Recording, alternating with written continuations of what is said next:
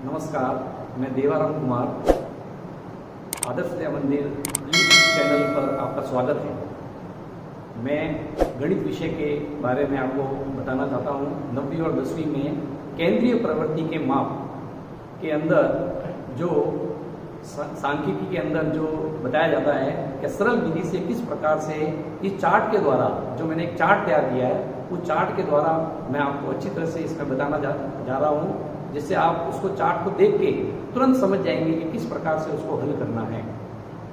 जैसे सबसे पहले केंद्रीय प्रवृत्ति के माप मैं स्टार्ट कर रहा हूँ। इसके अंदर आपके दो प्रकार इसके बताए हैं, गणितीय माध्य और स्थिति माध्य। लेकिन केंद्रीय प्रवृत्ति की माप क्या है वो पहले समझ लेते हैं कि मतलब वह संख्या जो होती है वो सभी संख्याओं का प्रतिनिधित्व करती है। जो वह न्यूनतम मान या अधिकतम मान नहीं हो सकता, वह केवल संख्या, उस आंकड़ों का मध्य मान की जो संख्या होती है वो ही केंद्रीय माप कहलाती है। ठीक है ना। तो उसके अंदर गणितीय माप, जिसके अंदर समांतर माध्य, गुणोत्तर माध्य और ऋणात्मक माध्य होता है, और स्थिति माध्य के अंदर माध्य और बहुलक होता है।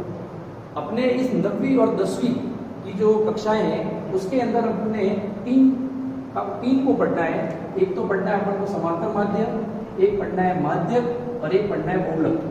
इन तीनों को अपन टॉपिकों को इसमें पढ़ेंगे अपन। सबसे पहले अपन ले रहे हैं समांतर माध्य। समांतर माध्य पढ़ने के लिए या माध्य पढ़ने के लिए या बहुलक पढ़ने के लिए इसमें 3 प्रकार की श्रेणियां होती है। एक तो व्यक्तिगत श्रेणी होती है, एक अवर्गीकृत श्रेणी होती है और एक वर्गीकृत श्रेणी होती है। इन तीनों में इसको बांटा गया है। तो इसके अंदर समांतर माध्य का टॉपिक मैं ले रहा हूं और इस टॉपिक के माध्यम से आपको मैं समझाने जा रहा हूं। सबसे पहले समांतर माध्य। समांतर माध्य में पहला लिया मैंने व्यक्तिगत श्रेणी। व्यक्तिगत श्रेणी के अंदर सिंपल आंकड़े दिए हुए होते हैं, जैसे 2, 3, 6, 5 ये आंकड़े दिए हुए हैं। तो इसके अंदर समांतर माध्य निकालने के लिए इस सूत्र का प्रयोग करेंगे, आंकड़ों का योग बटे आंकड़ों की संख्या। इसके अंदर अपन क्या करेंगे, आंकड़ों को अपन x भी मानते हैं, इसीलिए सिग्मा x बटे n ये वाला सूत्र भी लगा सकते हैं। सिग्मा का मतलब यहाँ पर होता है योग और n का मतलब है उन आंकड़ों की संख्या। अब इन आंकड़ों का योग कर लिया और इसमें आंकड़ों की संख्या जो भी आई है उसमें 4 का भाग लगा दिया। आंकड़े दिए वो 1, 2, 3, 4 का भाग लगाया, ये 4, ये समांतर माध्य आपका ज्ञात हो जाएगा। ये व्यक्तिगत श्रेणी के अंदर आता है, जिसमें सिंपल आंकड़े दिए हुए होते हैं। दूसरा आता है समांतर माध्य निकालने का तरीका अवर्गीकृत बारंबारता श्रेणी, जिसके अंदर सबसे पहले चर का मान दिया हुआ होता है और बारंबारता दी हुई होती है। 2 चीज दी हुई होगी आपके पास, एक तो होगी चर का मान और एक बारंबारता होगी। इसके अंदर क्या करना है अपन को, सबसे पहले इस बारंबारता f और x इन दोनों का मल्टीप्लाई करना है, गुणा करना है, और गुणा करके fx का मान आएगा। इस fx की टोटल योग यहाँ पर सिग्मा fx करेंगे और बारंबारता का योग करेंगे वो सिग्मा f होगा। सिग्मा f को कैपिटल N से भी अपन प्रदर्शित कर सकते हैं। N का मतलब भी होता है बारंबारता का योग। फिर हम समांतर माध्य के लिए इसमें अवर्गीकृत बारंबारता श्रेणी के अंदर समांतर माध्य का सूत्र होगा सिग्मा fx बटे सिग्मा f। सिग्मा fx जो अपन ने f और x का गुणा किया है उसका योग आ जाएगा, वो 17 और 9 का इसमें डिवाइड करेंगे, जब इसका आंसर आ जाएगा वो समांतर माध्य निकल जाएगा। फिर आपके अवर्गीकृत श्रेणी के बाद आती है वर्गीकृत बारंबारता श्रेणी। ये वर्गीकृत बारंबारता श्रेणी के अंदर आपके वर्ग अंतराल दिया हुआ होगा, जैसे 0 से 10, 10 से 20, 20 से 30। फिर एक बारंबारता दी हुई होगी 2, 3, 5, ये वाली श्रेणी दी हुई होगी। अब समांतर माध्य इसमें बोला जाता है कि समांतर माध्य ज्ञात करो, तो इसके लिए भी आपका जो वर्गीकृत बारंबारता श्रेणी में जो सूत्र लगाया था वही सूत्र इसमें उपयोग में होगा, लेकिन इसके लिए आपको चर का मान चाहिए, x का मान चाहिए। तो x का मान सबसे पहले अपन को इसमें निकालना पड़ेगा। इसके लिए जो वर्ग अंतराल दिया हुआ है इन दोनों का योग करके 2 का भाग लगाना। जैसे 10 और 0 को जोड़ा और उसमें 2 का भाग लगाया तो 5 आया। फिर 20 और 10 को जोड़ा 30 में 2 का भाग लगाया तो 15 आया। फिर इसके आगे आप इसको जोड़ के भाग लगाने की जरूरत नहीं है, इसमें अंतराल कितना है, जैसे इसमें अंतराल 10 का है तो इसके अंदर चर के मान में 10 जोड़ते जाओ, जैसे 15 में 10 जोड़े तो 25 ऐसे निकलता जाएगा।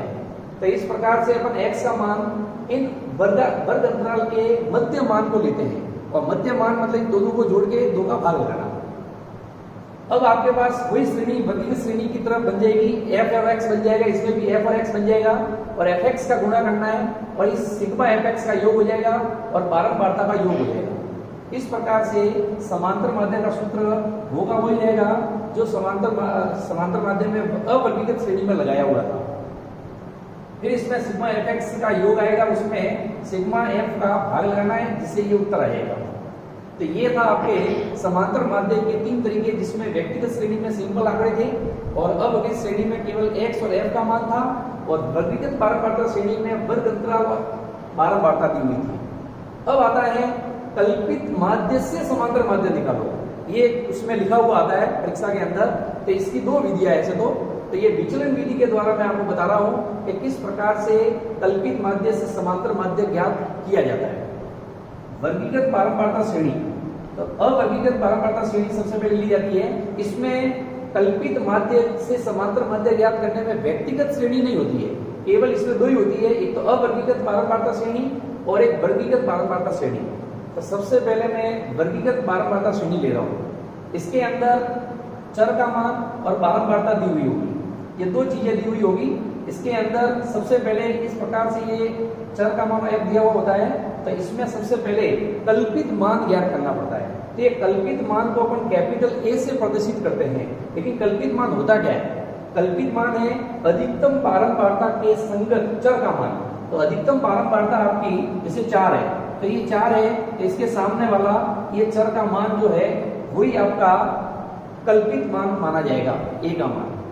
फिर अपन क्या करेंगे, कल्पित मान अपन ने प्राप्त कर लिया है, तो इसके अंदर आगे इस कॉलम के अंदर डी, यानी डी का मतलब होता है विचलन, ये विचलन कहलाता है। डी का मतलब विचलन है, विचलन का मान निकाल रहे हैं अपन। तो डी का एक सूत्र है चर में से कल्पित मान को घटाना। इसमें आता है x में से a, मतलब चर के मान में से कल्पित मान को घटाना। तो कल्पित मान अपन ने 72 ज्ञात किया हुआ है, तो यहाँ पर इस सूत्र के अंदर इस मान को भर के कर सकते हैं। जैसे चर का मान 70 है, यहाँ 70 भरा x की जगह और आपके कल्पित मान जो है वो 72 है। तो एक मैं निकाल के बताता हूँ आपको, जैसे चर की जगह 70 लिखा और कल्पित मान जो है आपका 72, यहाँ 72 भरा। अब इसमें क्या होता है कि 70 में से 72 घटाने, तो जब घटाएंगे तो इसमें ये देखना पड़ेगा कि ये छोटी संख्या ये बड़ी संख्या है, तो इसके अंदर आपके जो मान आएगा वो ऋणात्मक में मान आएगा -2, क्योंकि 70 में से ये 72 घटेंगे नहीं, तो बड़ी संख्या का जो निशान वो अपन लगाते हैं, तो -2 इसके अंदर आ जाएगा। इसी प्रकार से फिर वापस x का मान यहाँ भर के कल्पित मान में से घटाएंगे, 72 में से 72 घटेगा तो 0।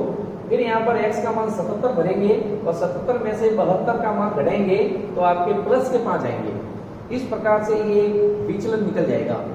विचलन आने के बाद फिर आपके आगे वाले कॉलम के अंदर आपके बारंबारता और विचलन का गुणा करना है। तो बारंबारता f और d, इन दोनों का यहाँ पर f × d का गुणा होगा। तो इन दोनों का गुणा करेंगे, 3 और 2 का गुणा 3 दूनी 6, माइनस के 6 आ जाएंगे और 4 को 0 से गुणा किया तो 0 आ जाएगा। अधिकतर भैया यहाँ पर गलती करते हैं, 4 को 0 से गुणा करते हैं तो वो 4 लिखते हैं। वहां पर ये ध्यान रखना पड़ेगा कि किसी भी संख्या को 0 से गुणा करते हैं तो वो 0 ही आएगा। फिर 2 को 5 से गुणा करेंगे, 2 पंजे 10, ये 10 आ जाएगा। फिर इसके बाद इसमें ये देखना पड़ेगा कि एफ डी का जो मान आया है इसमें ऋणात्मक वाली जितनी भी संख्या है उनको जोड़ दो और धनात्मक वाली जितनी भी संख्या आती है उनको जोड़ दो। फिर बाद में अधिकतम मान में से न्यूनतम मान को घटा दो। तो इसके अंदर आपके अधिकतम मान जो आ रहा है वो +10 आ रहा है और न्यूनतम मान जो आ रहा है वो माइनस का 6 आ रहा है। तो 10 में से 6 को घटाएंगे तो आपके प्लस के 4 आ जाएंगे, यहाँ प्लस के 4। यहाँ पर विशेष ध्यान रखना पड़ेगा, ये एफ डी का मान आ गया। फिर इसके लिए आपके समांतर माध्य ज्ञात करने के लिए सूत्र है, इसके अंदर यहाँ पर दिया हुआ है a + सिग्मा एफ डी बटे सिग्मा एफ। ए का मतलब आपके कल्पित मान है जो 72 दिया हुआ है, तो a की जगह मैं 72 भर देता हूँ, यहाँ पर मैंने 72 भरा है, प्लस फिर बाद में सिग्मा एफ डी का मान आया +4, तो यहाँ पर +4 भर दिया मैंने। और फिर बाद में आपके सिग्मा एफ का मान आपके यहाँ पर बारंबारता का योग जो आया 9 वो यहाँ पर भरेंगे। ये भरने के बाद फिर इसके अंदर अपन लसप के माध्यम से कर सकते हैं इसको। यदि आप लसप से नहीं कर सकते हैं तो इसका भाग लेकर फिर 72 में डायरेक्ट जोड़ सकते हैं। जो मैंने आगे वाले स्टेप में बताया है इसमें मैं आपको बताता हूँ लसप विधि है। तो इसमें 1 और 9 है, इसका लसप वही आएगा और इस 9 को इस 1 का भाग 9 में दिया, 9 आया, 9 को 72 से गुणा करेंगे 648, फिर प्लस 9 का 9 में भाग दिया, 1 बार जाएगा, 1 को 4 से गुणा करेंगे 4 ही आएगा, फिर 648 में 4 जोड़ेंगे 652 और 9 का 652 को भाग दिया 72.44 आ जाएगा। इस प्रकार से ये अवर्गीकृत बारंबारता श्रेणी के माध्यम से कल्पित माध्य से समांतर माध्य ज्ञात करने की ये विधि थी। अब आती है वर्गीकृत बारंबारता बंटन श्रेणी से कल्पित माध्य कैसे निकालेंगे।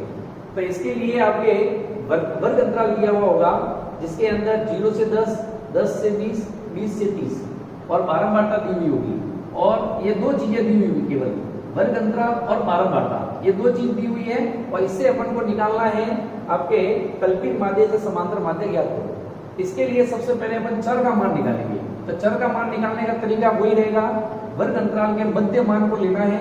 तो इन दोनों को जोड़ के 2 का भाग लगा दो तो 5 आ जाएगा, इन दोनों को जोड़ के 30 का 2 भाग दिया 15 आ गया, और फिर बाद में ये 30 और 20 50, 50 का आधा 25।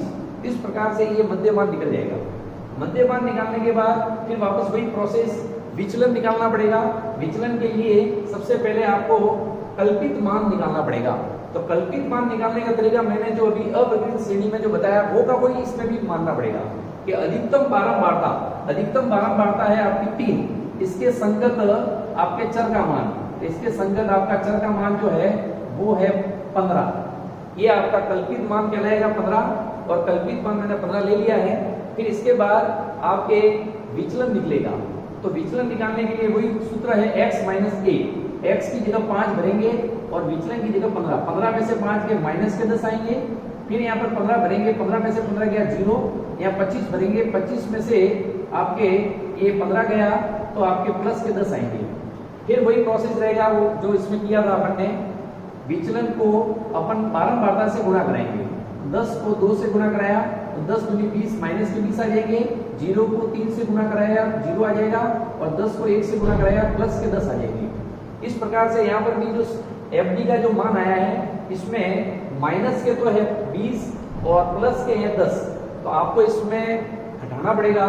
तो 20 में से 10 को घटाया तो बड़ी संख्या माइनस की है, इसलिए माइनस के 10 आएंगे, तो वो FD का मान आ गया। इसमें सबसे विशेष ध्यान रखना पड़ेगा कि इसके अंदर घटाने का जो सिस्टम होता है वो अपन को अच्छी तरह से देखना है कि माइनस में आ रहा है या प्लस में आ रहा है, ये आपको अच्छी तरह से देखना है, नहीं तो भी सवाल के अंदर आंसर नहीं आएगा। फिर कल्पित मान अपन ने 15 लिख दिया है। समांतर माध्य का सूत्र x वाला सूत्र लगाया मैंने, a प्लस सिग्मा FD बटे सिग्मा f। अब सिग्मा FD का मान जो -10 आया है तो आपको सिग्मा FD का मान या माइनस में भरेंगे तो ब्रैकेट में लेना है, ये ब्रैकेट में -10 ले लो और फिर बाद में 15 यहाँ भर दिया, और सिग्मा f का मान जो 6 था वो यहाँ आ जाएगा। अब तो ये ब्रैकेट खुलेगा तो ये माइनस है वो इस प्लस से गुणा करेगा, ये माइनस बन जाएगा। माइनस बनने के बाद यहाँ पर अपन एलसीएम के द्वारा भी कर सकते हैं और 6 का 10 में डिवाइड करके भी कर सकते हैं। तो 6 का 10 में मैंने डिवाइड किया तो इसका आंसर आया 1.66।